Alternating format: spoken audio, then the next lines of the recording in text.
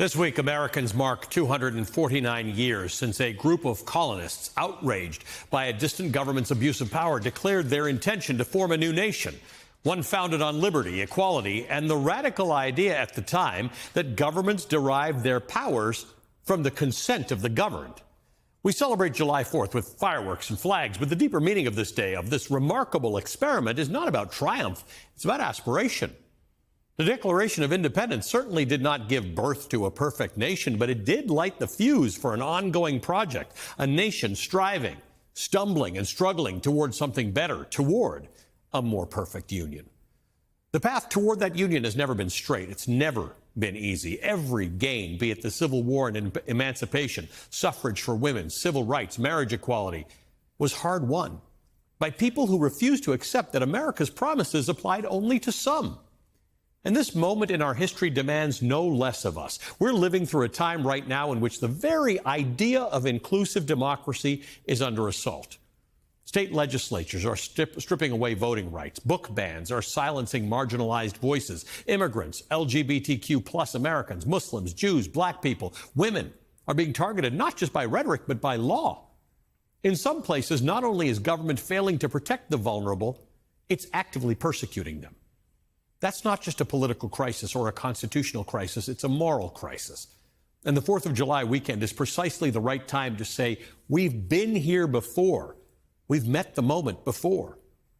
During the Great Depression, FDR reminded Americans that, quote, the test of our progress is not whether we add more to the abundance of those who have much, but whether we provide enough for those who have too little. Martin Luther King Jr. preached a dream that demanded justice not only for the content of our character, but for the content of our laws. During World War II, we fought fascism abroad, yet black soldiers came home to segregation. From Stonewall to Selma, from Standing Rock to today's student protests, Americans have always had to fight not only for their own rights, but for those of the least, the last, and the left behind. This duty is not just constitutional, it's moral. Hey, it's Sunday, so let's also say it's spiritual. Judaism calls it tikkun olam, the obligation to repair a broken world. Catholicism offers liberation theology, a system of religious observance rooted in the idea that God stands with the poor and oppressed, and so must we. In Christianity, Jesus told his followers, whatever you did for one of the least of these brothers and sisters of mine, you did for me. Islam speaks of charity not as a good act, but as justice, an obligation of each person to the orphan, to the poor, to the refugee. These are not fringe interpretations of our major faiths. They are foundational. Too often we hear people invoke religion to justify cruelty, but in all of our great traditions, the true test of faith is how we treat those with the least power. The stranger, the prisoner, the homeless, the child. Our obligation as citizens and as people of conscience converge here.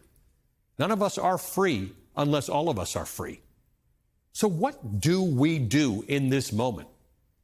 We fight, not just for ourselves, but for those who are deliberately being pushed out of the promise of America. We vote, not just because we can, but because some still can't. We protest, we write, we teach, we show up for the drag queens, for the dreamers, for the school librarians, for the synagogue congregants, for trans kids, for black mothers, for farm workers, for food stamp recipients, for immigrants at the court hearings, and for every person who dares to believe that they are equal in dignity to those who hold power.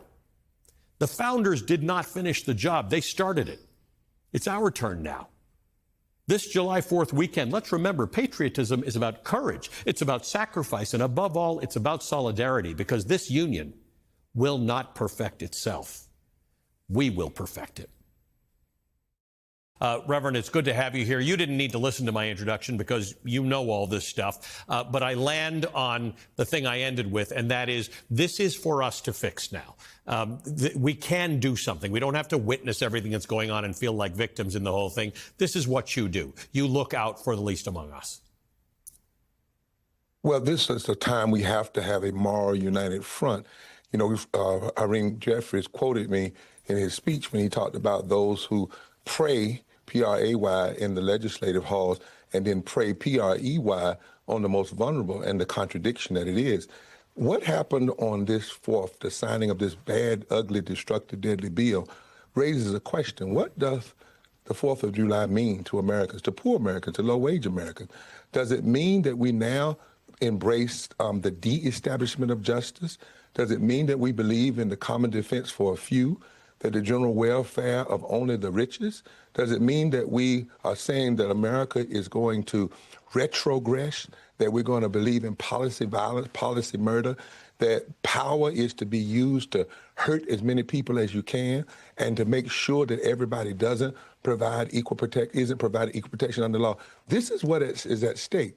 Greater than just a human being like a president or party, literally, are we reframing the desire and the dream of America? And that is why we must fight back now in a moral, committed, unified way. You know, until now, you and I have had talks over the years about the degree to which our structures don't support poor and low-wage people, and to some degree immigrants and women and people of color. This is not a structure not supporting them situation. This is actually an attack.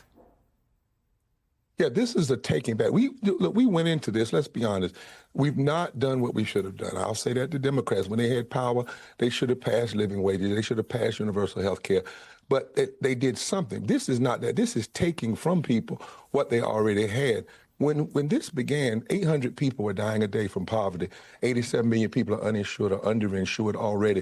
250,000 people dying a year. We just had 300,000 people die during COVID for the lack of health care. And what do? You come along and say, I'm going to take 16 million people's health care.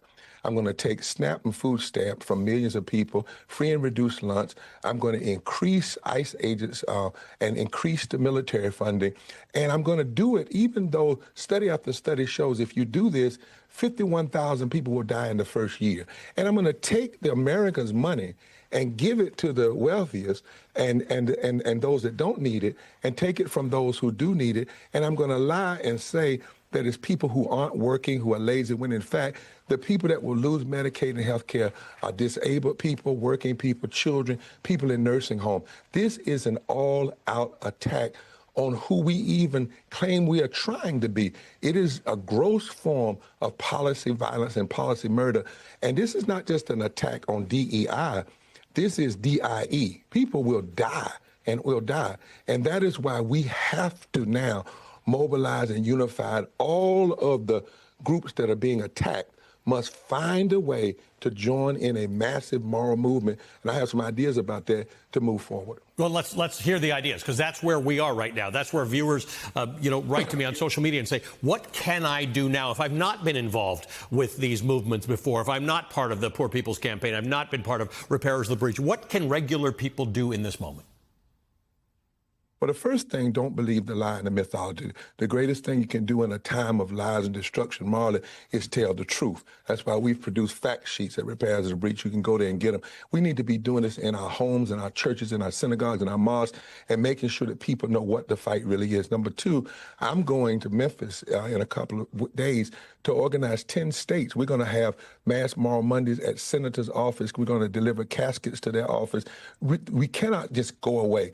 We must keep this alive. I'm hoping, Ali, that people like you will put up a clock and a ticker on MSNBC every time a hospital closes, every time somebody dies from what has been done. Because what we can't let it do is go off the headlines.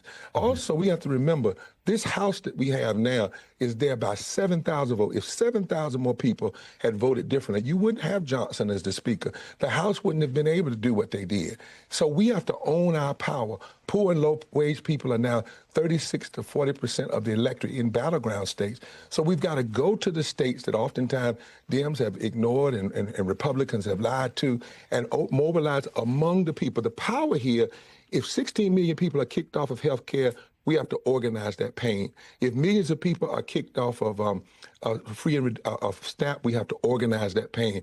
If millions of people don't have living wages, we have to organize that pain. If millions of people get tax cuts on their tips temporarily while they watch the tax cuts for the wealthy be permanent, we have to organize that pain. We have to organize that pain. And we've got to, and then lastly, politicians, you must present not just a protest of what they've done, but demonstrate, if you were to get the power back, what would you do in the first 50 days? How will you rescind this budget? Will you pass a living wage? Will you do universal health care? It's no longer just vote for us because we're against this person. There must be a clear political vision action steps. Vote for me, and in the first 50 days, this is what will happen. And all of us have to find our way together now. Moral fusion organizing of everybody that's been attacked, I believe, is the only way forward in this moment. Reverend, are you seeing an engagement or an energization of people around these issues? Because I want to also include what we are doing to migrants in this country. Whether you believe the system's broken or not, whether you would like to see something different done, the cruelty, this business that Donald Trump's talking about, people being eaten by alligators in this prison they've built in Florida. I mean, it's not who we are. You can have different views on immigration. You don't think people should be eaten by alligators. Right. No, and this level of violence is like Trump believes that Americans have this taste for blood, this taste for violence, and some do. But we must recognize that cruelty and pain is an opportunity. The fascism, neo-fascism, wants us to fight in our silos.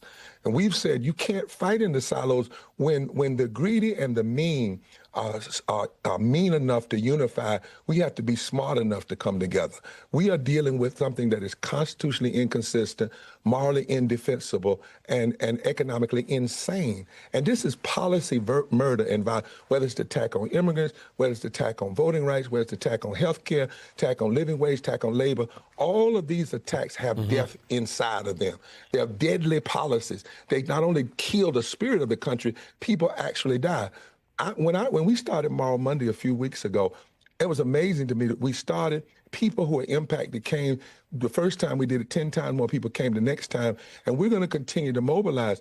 Yep. But I want to say to all my brothers and sisters, this is not the time for us to get in our silos. This is the time to say, if they attack one of us, they're attacking all of us. Right. So all of us must decide forward together, not one step back. I knew you were the guy to talk to about this.